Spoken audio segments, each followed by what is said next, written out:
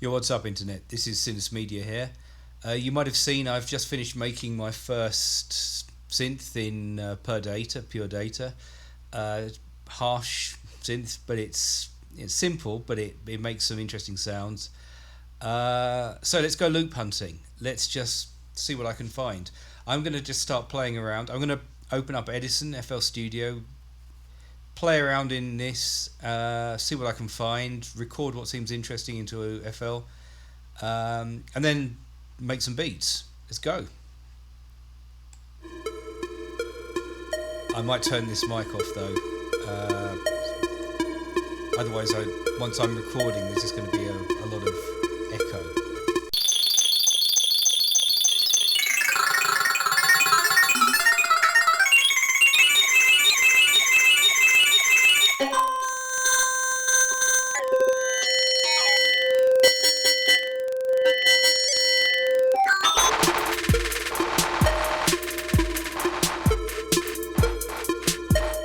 Yeah, well, as you see, there's a bit of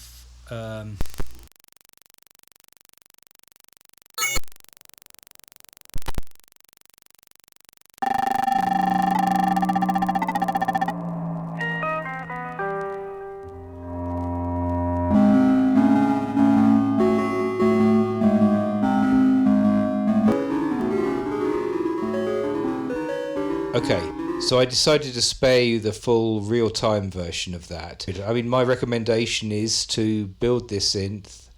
Maybe I will make the files available, and you can try it yourself and get the full experience. If you just want to watch me build that synth, there's a long tutorial. It's almost two hours worth of in 4 half-hour-ish videos, and it's very interesting if that's what you want to do.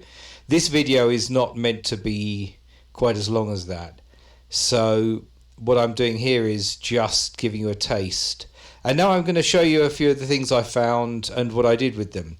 So let's get on with the first loop that I started. You might recognize this from what I was playing around with there. So I just literally brought that in. This is the simplest thing you can do. You just grab a chunk, bring it into FL Studio, start adding some drums to it.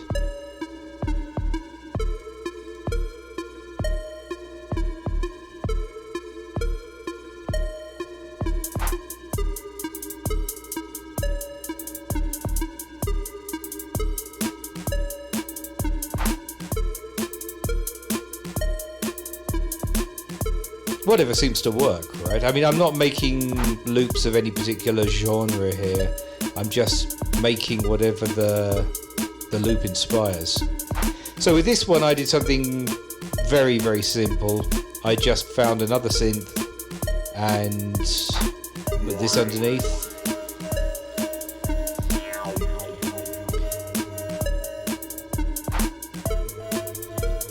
That synth is actually Crystal. It's another good free synth, quite old, but it's got this interesting thing here.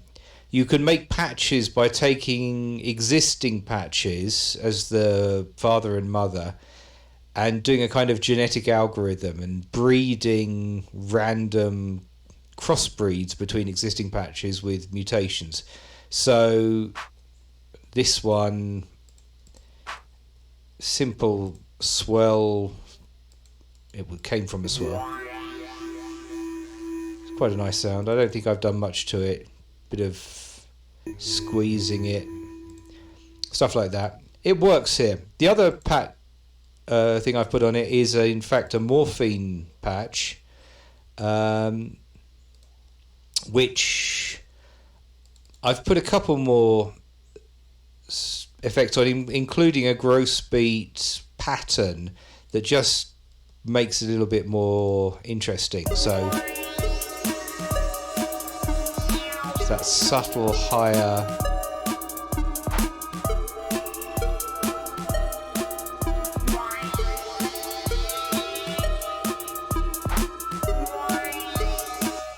So the other thing you'll notice, I've taken this I've taken the loop and I'm playing. Made 2 copies of it. This is the original. This is the original pitch. This one I've simply pitched down a semitone just to give that variety. In fact, the whole thing has been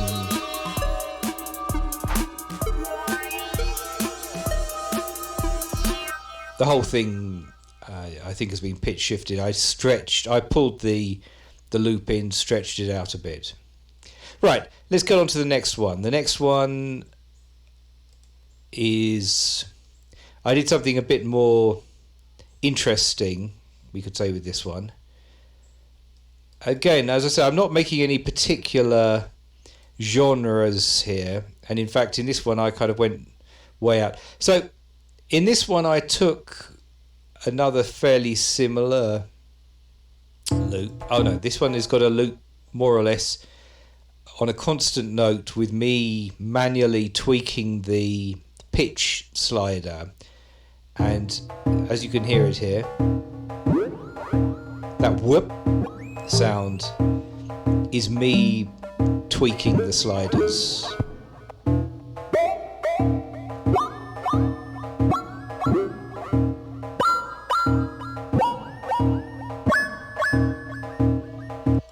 So that was made with that. But all I've done in terms of effects is I've compressed it. I put a bit of EQ on to take the lower frequencies out, and I've got a patcher here where it's effectively a high band delay. So I use the frequency splitters here to split the signal into the low band, which comes straight out again, and the high band that goes through delay 3. So nothing very unorthodox, just means that the lower frequency part of this, you don't get that echo, but the high whoops have a bit more of an echo. So then I started doing what I would normally do. I started putting some kind of sound effects, builds. Didn't put a kick on this because it's already quite bassy, that sound. So I just put some higher drums, snare with a bit of a kind of body to it.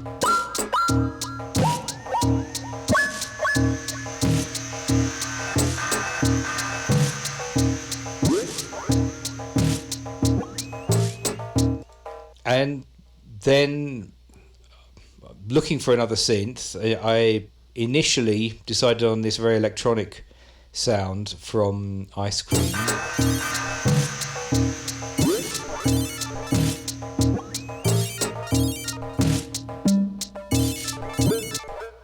So for those that don't know it, Ice Cream is another free synth, kind of 8-bit chiptune type sounds. It's quite fun.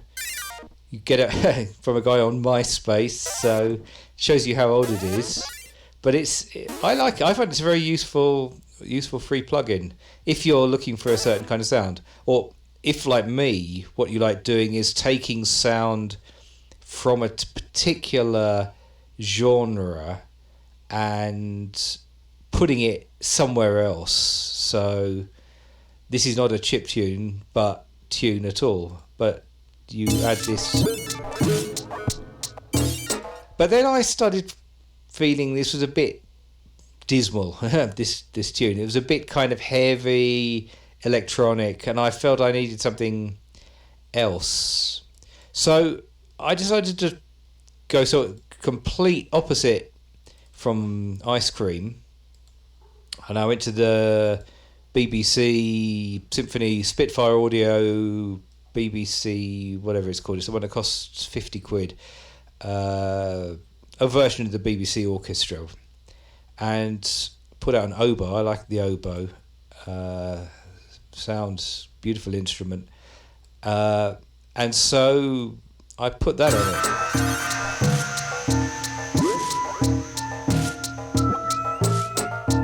Just a simple melody.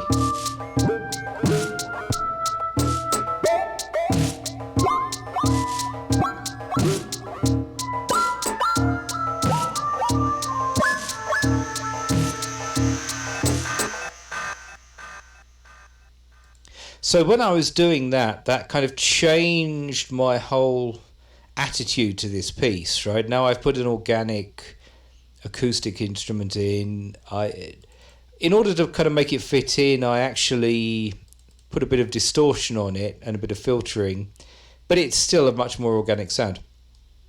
So then I thought I'd do something quite unusual, or maybe not that unusual, but different here. So I got a piano, simplest piano, just standard FL keys, and then I pulled up the loop again. Stop that. And I opened it up in Edison again, in the audio editor, and I went to this option here. This is the convert to score and dump to piano roll. So what that does is that literally analyzes your loop, tries to identify the pitch frequencies, and then treats that as MIDI, sends it to another instrument. So it's an imperfect, we have to say, that's not the most perfect pitch audio to MIDI converter there ever was. But I like to use it with these sort of slightly strange sounds. So, here we've got this loop which has got a fairly constant pitch, and we are with these whoops in it. So let's see how it handles that.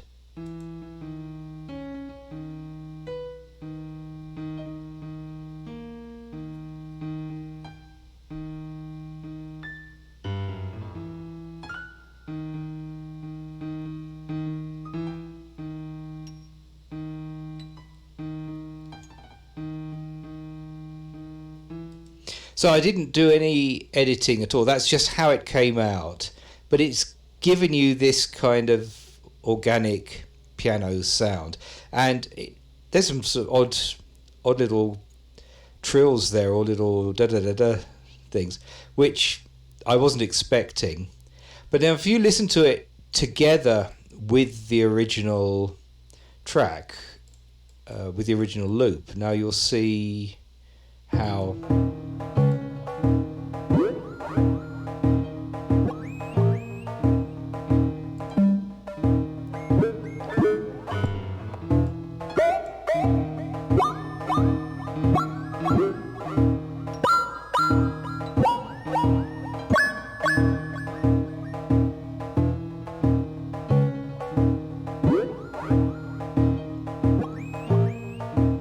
It kind of brings it out. It gives it a different quality to that sound. And so then what I did was I took not the underlying pulse note, but I took all the little extras and I put them on the oboe as well.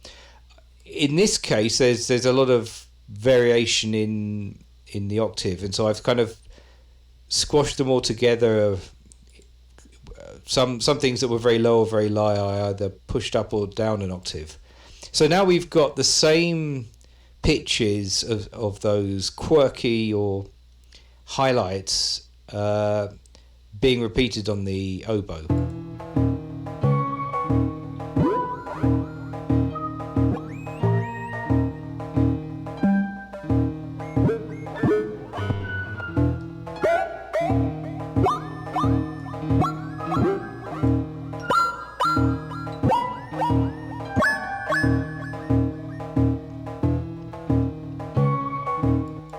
So, nothing complicated really, but we created a sound that I wouldn't have come up with if I just sat down with a blank, open the project with no ideas, okay? Starting with that very electronic synth loop, starting to do the usual thing, putting the beats in, then deciding to take this alternative route into something a little bit more acoustic and orchestral, and I end up with a sound. I mean, I'm very pleased with this loop. I think it's interesting, and I could kind of go on and develop an interesting piece of music based on this. If you just put the rest of the bits back in.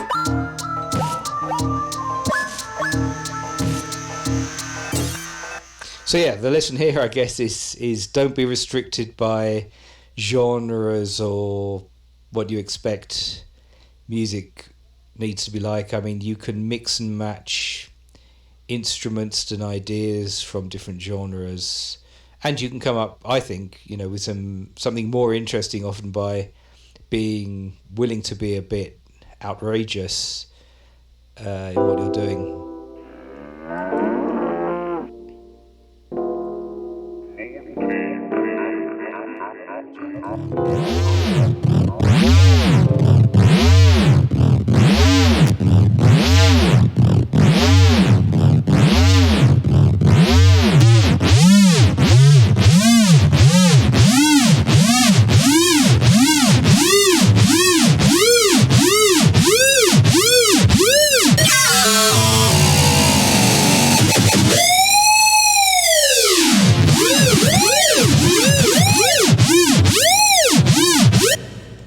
So obviously there I've been taking some of the low frequency, the modulator in the synth was running at the low frequency to give you that sort of siren whooping effect.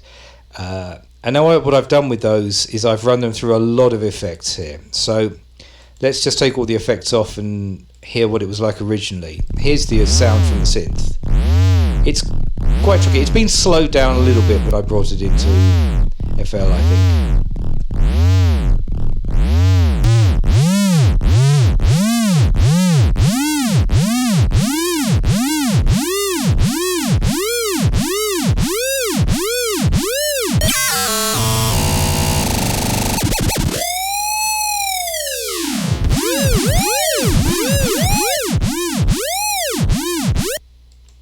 So that is what we got out of the synth originally. I put some EQ on it just to take off the bassier range.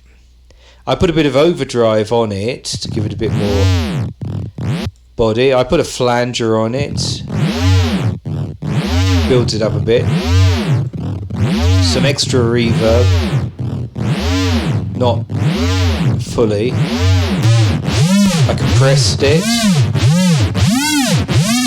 I put another equalizer, more to pull out mid-range. Sorry, more to pull out a mid-range I thought was getting a bit too loud. And then, basically, I just thought this deserves a big kind of old school hip-hop beat. So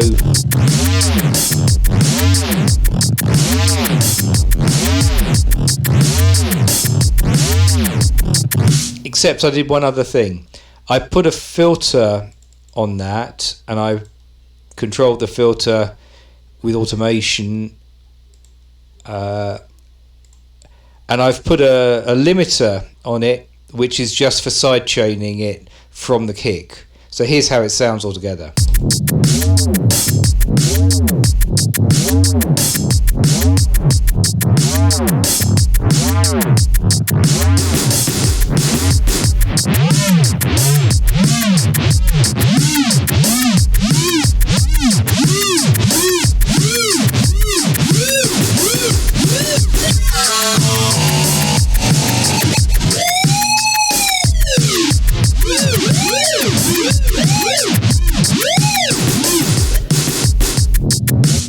So yeah, that's something to play loud. That's a fun loop. Again, I mean, I think I can use that for something else, or indeed you will be able to use it for something else, because I will make these loops that I have created available. If you look in the description, there will be instructions how to get hold of them. Okay, those are the three most interesting things I've done with those. There's a couple more. Anything worth mentioning here? Here's another very simple loop. Put some drums on that.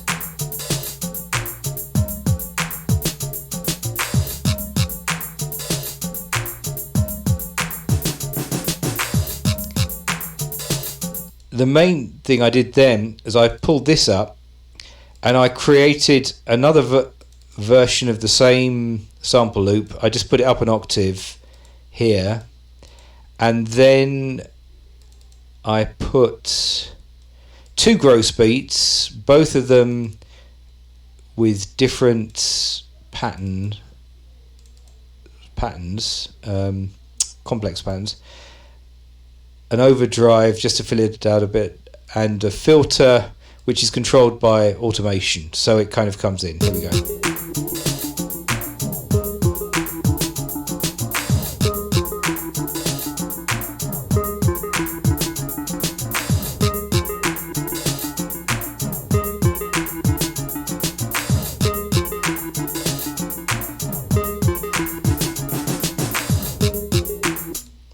So yeah, nothing complicated there at all.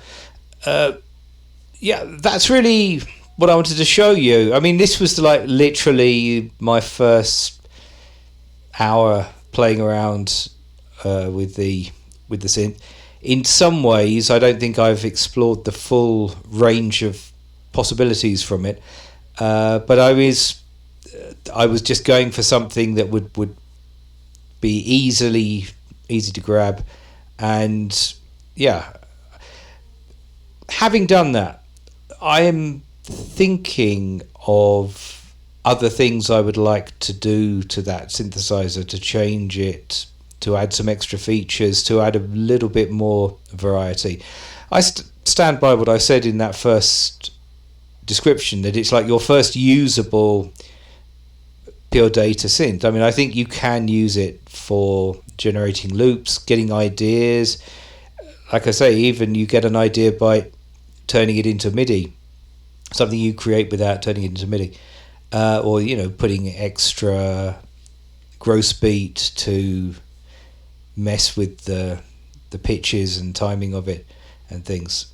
But it's a usable synth. But there are a couple of limitations, and I think I will come back to it in a future video and tweak some things, add some extra things, change a couple of things that I found I wasn't 100% happy with. But, I recommend go and build it, and I hope this gave you some ideas about how you might then take a synth like that, bring it into your more standard working practice and environment in your DAW, and still get some value from it. Of course, your DAW is full of much more sophisticated synthesizers, but if you build it yourself out of Pure Data, you've got something that's yours, that you can kind of feel an ownership of. You can feel you can really explore, because you know exactly how it works. If you would like it to work in a different way, you can learn how to add more to it, and then when you make your beats with it and you get your sounds with it, you know you're not just using a loop pack that everyone else has got. You've got it your own thing. So thanks for watching. This is Synth Media. I'm out this time. I've got some more videos coming soon, so I'm almost going to say it. I'm doing it. I'm doing it right now. Subscribe, guys. Subscribe. There's going to be more stuff. Really. All right. Thanks for watching.